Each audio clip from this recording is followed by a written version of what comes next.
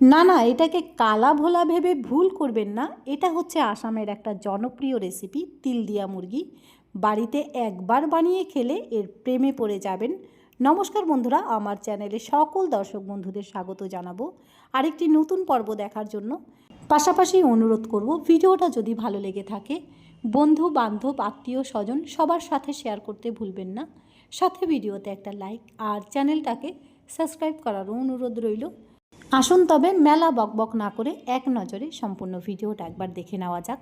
প্রথমে এই প্লেটের মধ্যে আমি একটা মশলা রেডি করে নেব। দিয়ে দেব 1 চা চামচ জিরে গুঁড়ো। জিরেটা শুকনো খোলায় হালকা টেলে নিতে হবে, এতে করে রেসিপির ফ্লেভার বেশি আসবে। সাথে দিয়ে দেব 1 চা চামচ ধনে গুঁড়ো। ঝালের জন্য দিয়ে দিচ্ছি 1 চা চামচ শুকনো লঙ্কার গুঁড়ো। সব কিছু একটু নাড়াচাড়া করে জল দিয়ে ভিজিয়ে আমি সাইডে রেখে দেব। ভিজিয়ে রাখার কারণে মশলাটা বেশ ফুলে উঠবে। 5 মিনিটের জন্য সাইডে রেখে দিলাম। প্লেটটা সাইডে রেখে দিয়ে এবার একটা ফ্রাই প্যান বসিয়েছি। ফ্রাই প্যানের মধ্যে দিয়ে দেব ছোট 1 বাটি সাদা তিল। সাথে দিয়ে দিচ্ছি ছোট 1 বাটি কালো জিরে। সাদা তিল আর কালো জিরে একসাথে হালকাভাবে একটু টেলে নেব, যতক্ষণ না সাদা তিলের কালারটা চেঞ্জ হয়ে যায়, কারণ কালো জিরে বোঝা যাবে না। আর দেখুন সাদা তিলের মধ্যে হালকা একটা লালচে কালার এসেছে। ঠিক এই সময় নামিয়ে আমি সাইডে রেখে দেব। মশলাটা শিলনোড়াতে ফিনিশ করে বেটে নিতে হবে। এবার রান্নাটা একবারেই বসিয়ে দেওয়ার জন্য একটা কড়াই বসিয়েছি, কারণ চিকেন কিন্তু কড়াইতেই বেশি ভালো রান্না হয়। কড়াইয়ের মধ্যে 3 টেবিল পরিমাণ সর্ষের তেল গরম করে ফোড়নের জন্য দিয়ে দিচ্ছি একটা দারচিনি, সাথে একটা শুকনো লঙ্কা দেব, আর ফ্লেভারের জন্য একটা তেজপাতাও দিয়েছি। সব কিছুর থেকে যখন একটা মিষ্টি গন্ধ বেরিয়ে এসেছে, ঠিক এই সময় দিয়ে দেব একটা বড় সাইজের পেঁয়াজ বাটা। পেঁয়াজ বাটাটা ফোড়নের সাথে বেশ ভালো করে ভাজা ভাজা করে নিতে হবে, যাতে পেঁয়াজ রসুন আদা বাটার কাঁচা গন্ধটা চলে যায়। পেঁয়াজটা নাড়াচাড়া করে সাথে দিয়ে দিলাম ছোট 1 বাটি আদা রসুন বাটা। এখানে 2 চা চামচের মতন আদা রসুন বাটা আছে। পেঁয়াজ আদা রসুন বাটা সব কিছু এবার খুব ভালো করে ভাজা ভাজা করে নিতে হবে, যাতে পেঁয়াজ রসুন আদার কাঁচা ভাবটা চলে যায়। ততক্ষণ পর্যন্ত একটু ভাজা ভাজা করে নিতে হবে। আর দেখুন পেঁয়াজ রসুন আদার কাঁচা ভাবটা চলে গেছে। ঠিক এই সময় চিকেনগুলো দিয়ে নেব। আমি এখানে প্রায় 500 গ্রামের মতন চিকেন নিয়েছি।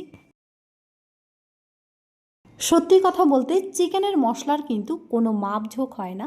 বাড়িতে যখন চিকেন নিয়ে আসে আমরা কিন্তু আন্দাজ বুঝেই মশলাটা দিই।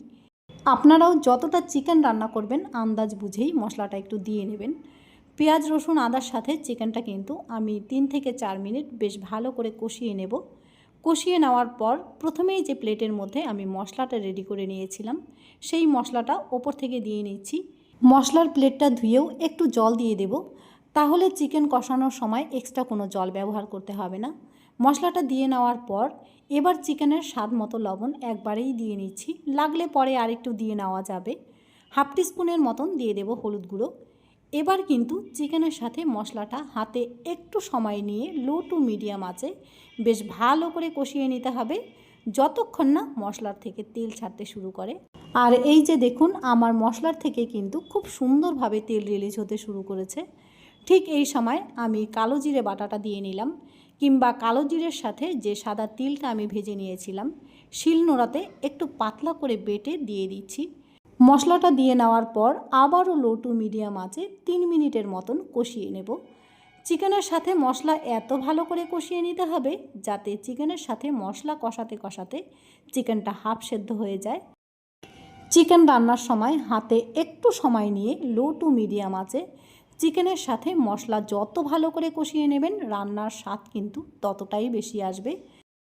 তিল বাটাটা দিয়ে নেওয়ার পর মশলার সাথে চিকেন 3 মিনিটের মতন কষিয়ে নিয়ে গ্রেভির জন্য 1 গ্লাস পরিমাণ উষ্ণ গরম জল দেব, কারণ আমি চিকেনের মধ্যে কিন্তু সবসময় একটু গরম জল ব্যবহার করি।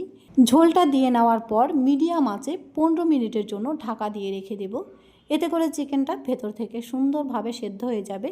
মাঝে মধ্যে ঢাকনা খুলে একটু ওপর নিচ করে নেড়ে দিবেন। আর ঢাকনা খুলে নিয়ে দেখুন গ্রেভিটা কিন্তু অনেকটাই ঘন হয়ে এসেছে। এই রেসিপিতে একটা গা মাখা ঝোল করেই নামিয়ে নিতে হবে। তাই আমি নামানোর আগে ফ্লেভারের জন্য হাফ টিস্পুন পরিমাণ গোলমরিচের গুঁড়ো দিয়ে দেব, আর সাথে হাফ টিস্পুন পরিমাণ দিয়ে দিচ্ছি গরম মশলার গুঁড়ো। এই মশলাগুলোর পরিমাণ একটু কমই রাখতে হবে। এবার তরকারিটা বেশ মজিয়ে আর জমিয়ে রান্না করে নামিয়ে নিলেই আসামের জনপ্রিয় রেসিপি তিল দিয়া মুরগি আমাদের পরিবেশন করার জন্য একদম রেডি হয়ে গেছে। গ্যাসটাকে অফ করে দিয়েছি। এটাই কিন্তু রান্নার ফাইনাল লুক। ভিডিওটা কেমন লাগলো কমেন্ট বক্সে অবশ্যই জানাবেন। আরেকটি নতুন পর্বে আপনাদের সাথে আমার আবার দেখা হবে। আজকের মতন এখানেই বিদায় নেব।